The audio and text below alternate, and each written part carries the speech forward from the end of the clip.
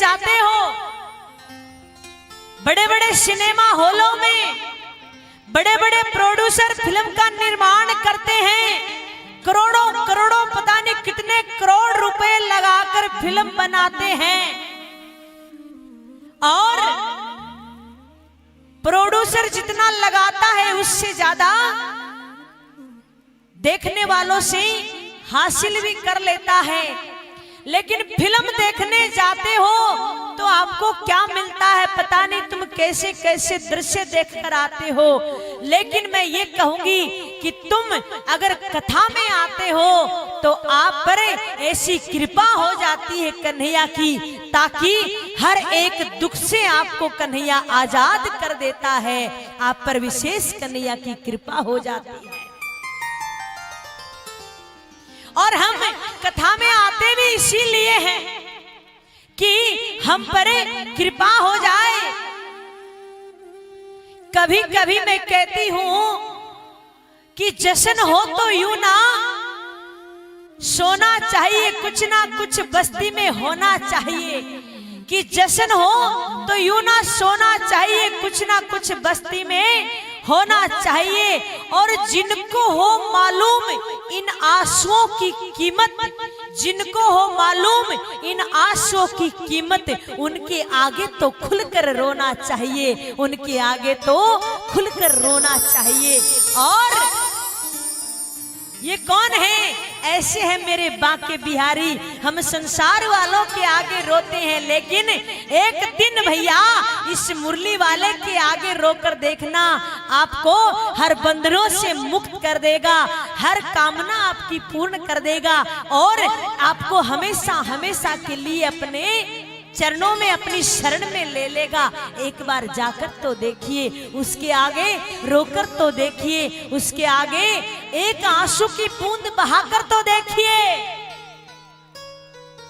आप एक बार जाइए तो सही। इस संसार में हैं, लेकिन जाना कहां है? एक दिन उस शमशान में भी जाना है।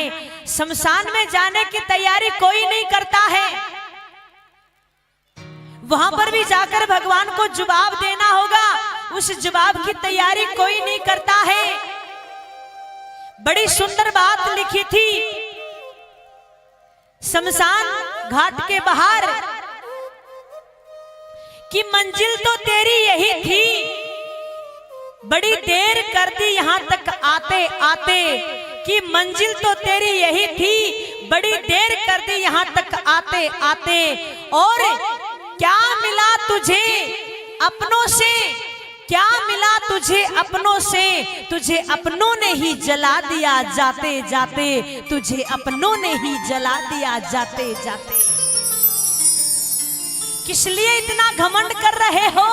किस लिए इतना मारे मारे फिर रहे हो? किस लिए कर रहे हो? एक दिन वो समय आएगा जिन अपनों को तुम अपना समझते हो, जिन बेटों के लिए तुम दिन रात मरते हो, एक दिन वो समय आएगा, ये बेटे ही तुझे जला कर आएंगे, और जाते जाते तुम्हारी खोपड़ी में डंडा भी मार कर आएंगे। तुम इतना घमंड करते हो इन बेटों के पीछे, किस चीज का घमंड करते हो? किस चीज का इतना आप अपने आप में घमंड करते हो? लोग घमंड करते हैं कि मेरे बहुत ज्यादा पुत्र हैं, तो मैं बड़ा बलवान हूं, अपने बेटों का घमंड दिखाता है। लेकिन एक दिन यही बेटे तेरे खोपड़ी में डंडा मारेंगे।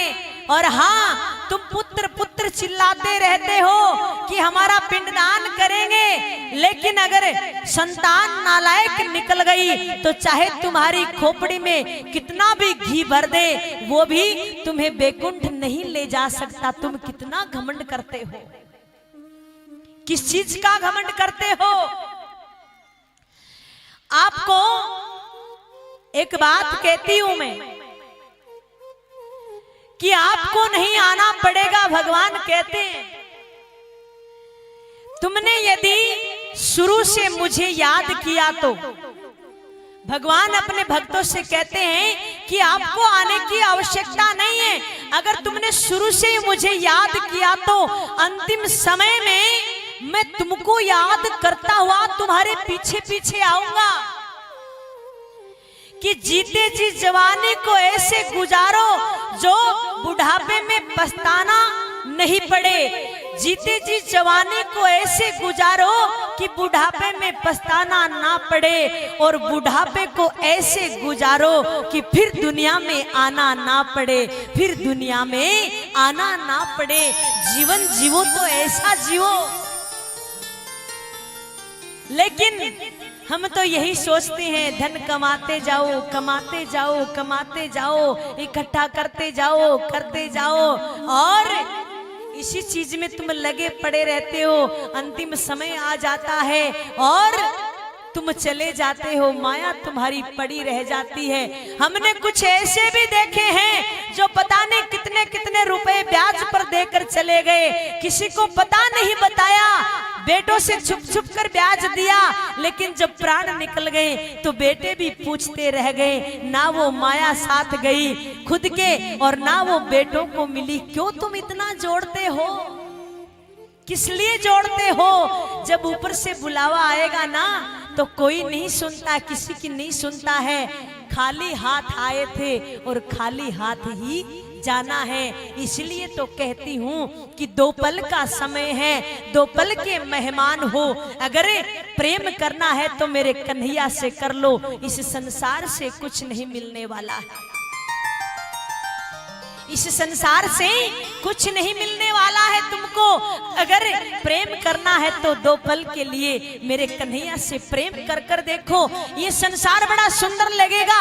और तुम अगर माया से प्रेम करोगे तो ऐसे ही मारे मारे फिरोगे, तुम्हारे चेहरे पर कभी मुस्कुराहट नहीं आ सकती अगर तुम माया के पीछे फिरोगे तो।